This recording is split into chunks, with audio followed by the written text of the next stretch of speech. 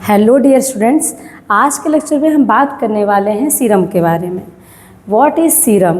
वैसे तो इस ड्राइंग में साफ साफ यहाँ आप देख पा रहे होंगे कि सीरम क्या होता है कि ब्लड विदाउट क्लॉटिंग फैक्टर। ठीक है, तो जानते हैं इसके। चलिए देखते हैं। तो सीरम को समझने के पहले हम समझते हैं ब्लड क्या होते हैं। तो ब्लड में देखियो क्या है कि ब्लड में दो तरह के फैक्टर पाए जाते हैं। सबसे पहले एक जो फैक्टर होता है उसे हम कहते हैं सॉलिड फैक्टर, ठीक है, और दूसरा जो होता है उसे कहते हैं बेटा liquid factor. Liquid factor, solid factor में क्या आ जाएगा, तो जो ब्लड सेल्स होती हैं, ब्लड सेल्स वो किस में आ जाएंगे, सॉलिड फैक्टर में। और लिक्विड फैक्टर में क्या आ जाएगा, तो जो प्लाज्मा वाला पार्ट होता है वो आ जाएगा लिक्विड फैक्टर में। ब्लड सेल्स 3 टाइप्स की होती हैं। The first one is RBC, red blood cells. The second one is WBC, white blood cells या कार्पसल्स कहते हैं। And the third one is platelets. ठीक है, ये तीनों क्या हो गए, ब्लड सेल्स हो गए। और प्लाज्मा जो होता है उसमें देखते हैं, तो प्लाज्मा में क्या क्या पाया जाता है। तो पहले तो वाटर होगा, और ये वाटर कितना होगा, अप्रॉक्स 93% होता है।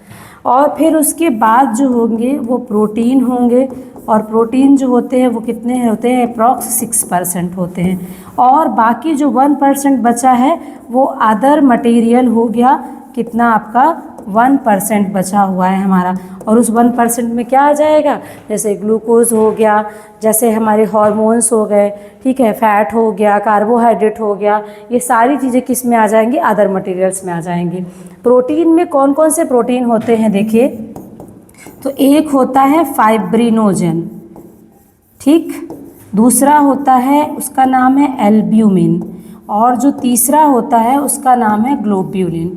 तीनों के काम सुन लेते हैं। तो जो फाइब्रिनोजन होता है ये क्या होता है, ये एक ब्लड क्लॉटिंग फैक्टर है, इसी को तो आप ढूंढ रहे थे, ठीक है, ब्लड क्लॉटिंग फैक्टर है।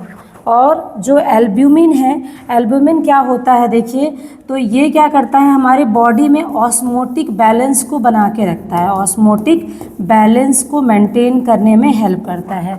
अब ऑस्मोटिक बैलेंस होता क्या है, तो जो हमारे बॉडी में वाटर और सॉल्ट का बैलेंस होता है उसे मेंटेन करके कौन रखता है, एल्ब्यूमिन रखता है। और जो ग्लोब्यूलिन होता है ये क्या ये क्या देता है हमको, तो ये डिफेंस प्रोवाइड करता है हमें, ठीक है। तो आपने बताया क्या कि आपका जो सीरम होता है वो क्या है, तो आप यहाँ पे लिख दोगे कि प्लाज्मा जो होता है, प्लाज्मा क्या है देखो, तो ब्लड, और ब्लड में से आप क्या कर दोगे, माइनस कर दोगे ब्लड सेल्स को, तो ये क्या हो जाएगा, आपका प्लाज्मा हो जाएगा। समझ गए, प्लाज्मा किसे बोलोगे, तो ब्लड में से ब्लड सेल्स को आप हटा दोगे, उसे क्या बोल दोगे, प्लाज्मा बोल दोगे। और आप सीरम किसे बोलोगे, जो आपका क्वेश्चन है, सीरम आप किसे बोलोगे, तो आप बोलोगे प्लाज्मा, और प्लाज्मा में से आपने माइनस कर दिया किसको, फाइब्रिनोजन को। किसको माइनस कर दोगे, फाइब्रिनोजन को माइनस कर दोगे, तो आपका वो जो होगा लिक्विड वो क्या कहलाएगा, सीरम कहलाएगा। तो जो आपने स्टार्टिंग में इमेज देखी थी उसमें लिखा था कि सीरम क्या होते हैं, तो ब्लड विदाउट क्लॉटिंग फैक्टर का मतलब हो गया कि ब्लड के अंदर क्या होता है, प्लाज्मा, और प्लाज्मा के अंदर क्या होते हैं, फाइब्रिनोजन होते हैं। तो जब फाइब्रिनोजन जिसमें नहीं मिलेगा वो क्या कहलाएगा, हमारा सीरम कहलाएगा।